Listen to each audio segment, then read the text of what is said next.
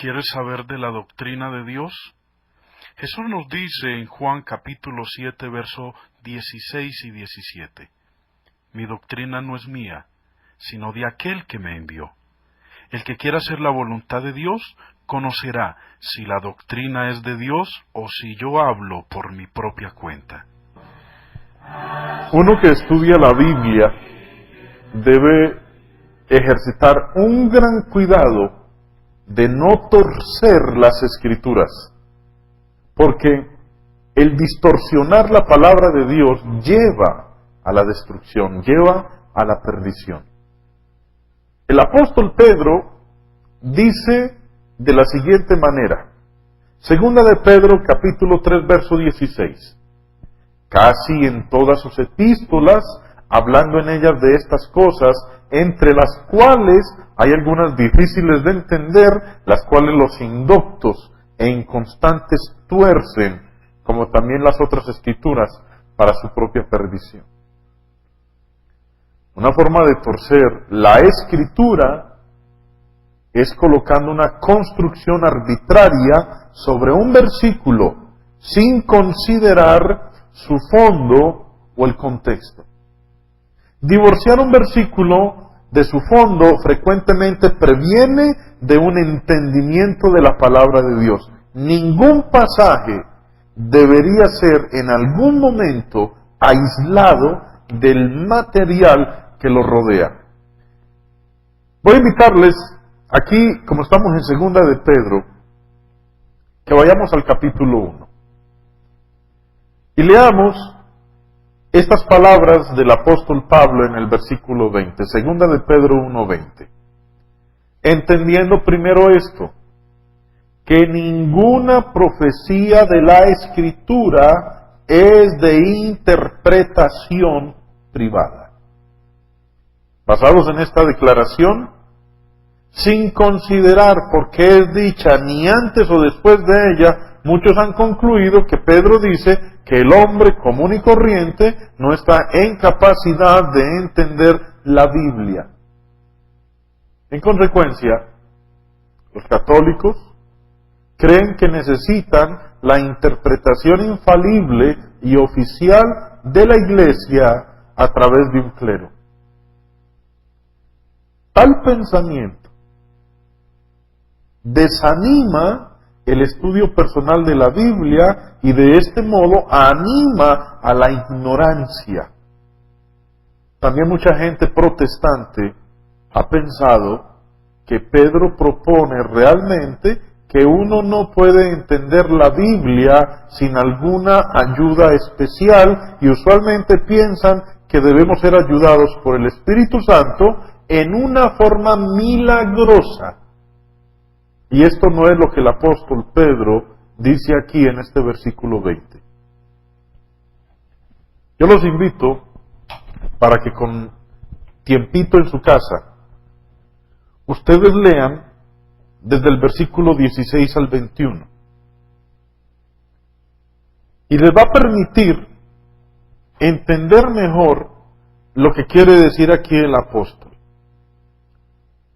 Vamos a mirar, dice, verso 16, porque nos hemos dado a conocer el poder y la venida de nuestro Señor Jesucristo, siguiendo fábulas artificiosas, sino como habiendo visto con nuestros propios ojos su majestad. Pues, cuando Él recibió de Dios Padre honra y gloria, le fue enviada desde la magnífica gloria una voz que decía, este es mi Hijo amado, en el cual tengo complacencia. Y nosotros oímos esta voz enviada del cielo cuando estábamos con Él en el Monte Santo. Tenemos también la palabra profética más segura, a la cual hacéis bien en estar atentos como a una antorcha que alumbra en un lugar oscuro, hasta que el día esclarezca y el lucero de la mañana salga en vuestros corazones. Entendiendo primero esto, que ninguna profecía de la Escritura es de interpretación privada, porque nunca la profecía fue traída por voluntad humana, sino que los santos hombres de Dios hablaron siendo inspirados por el Espíritu Santo.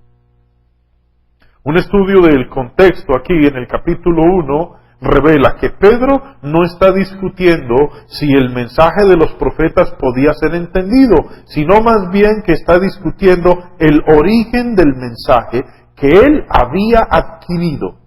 El interés del apóstol Pedro estaba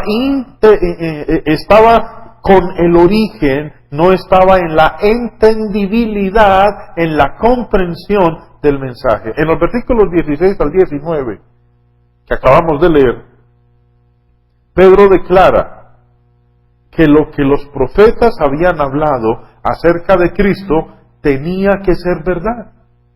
¿Por qué? Porque las profecías se habían cumplido. Los apóstoles habían sido testigos oculares de la venida y obra de nuestro Señor Jesucristo. De este modo, dice ahí el mismo apóstol Pedro en el versículo 19, tenemos también la palabra profética más segura.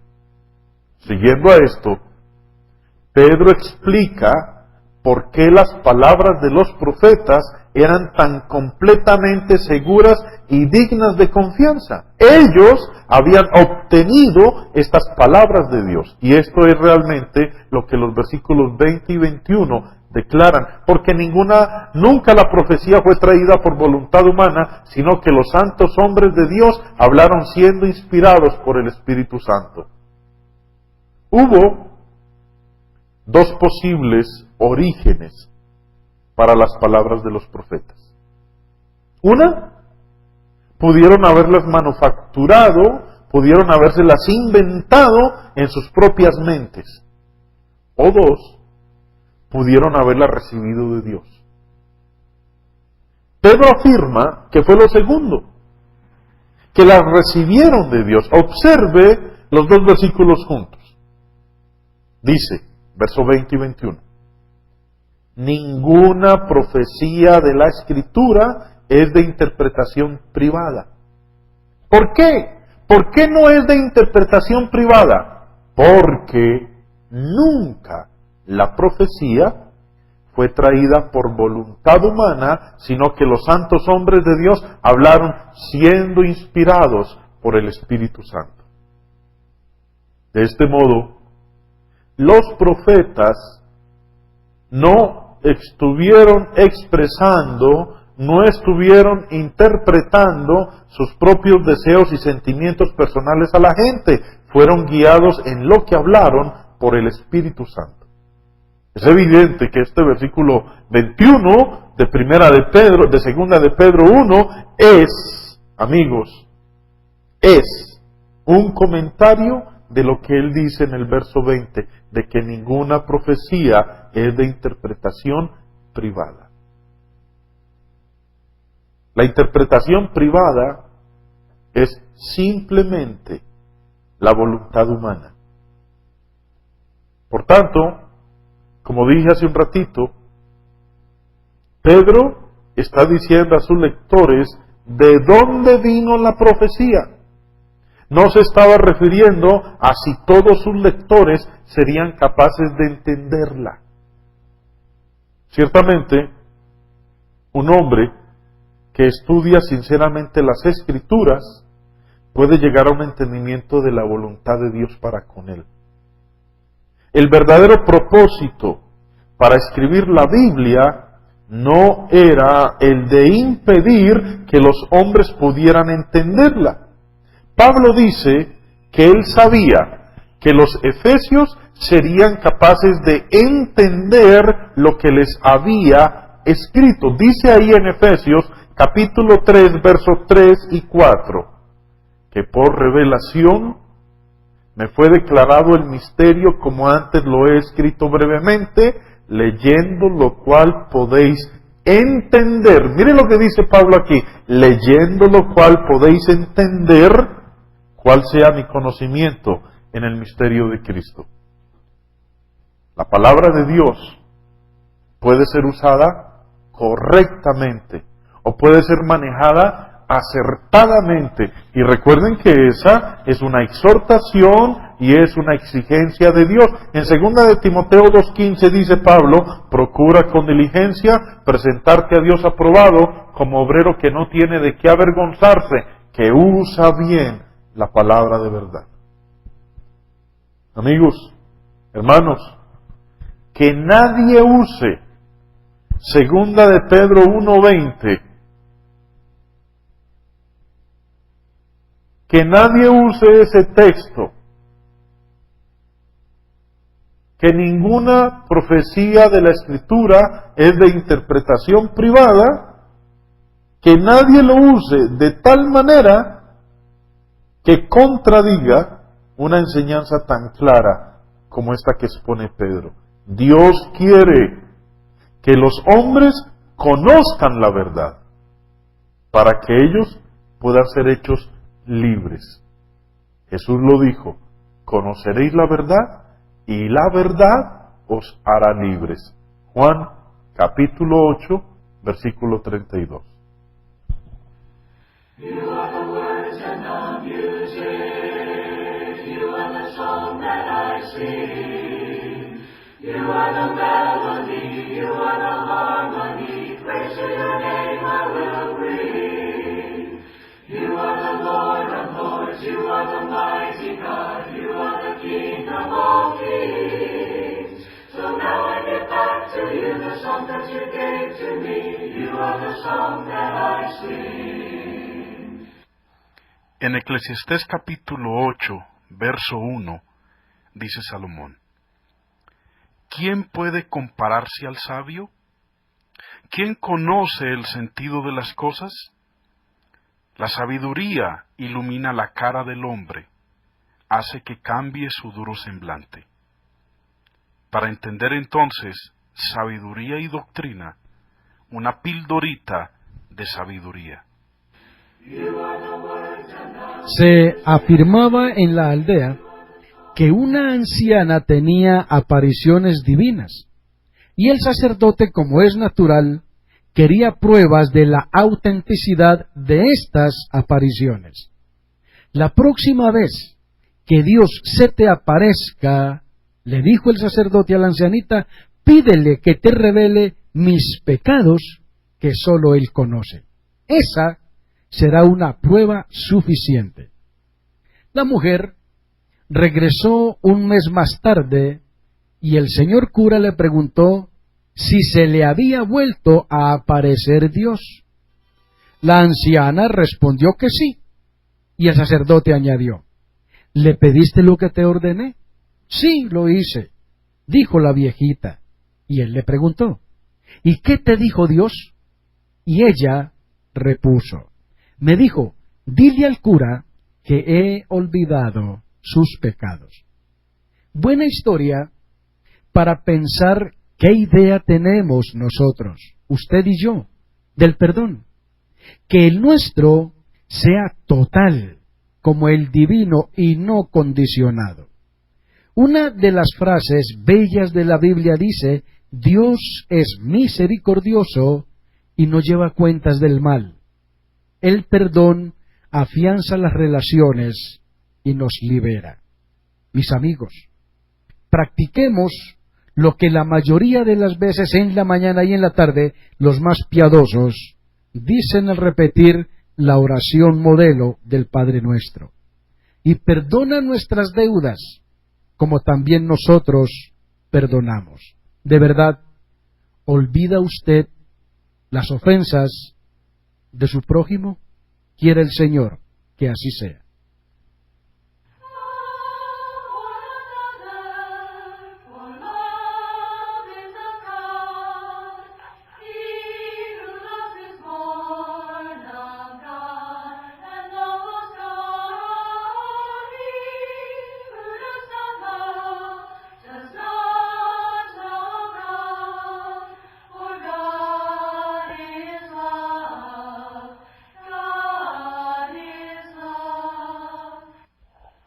¿Estás preparado para presentar defensa de la verdad y esperanza que hay en ti?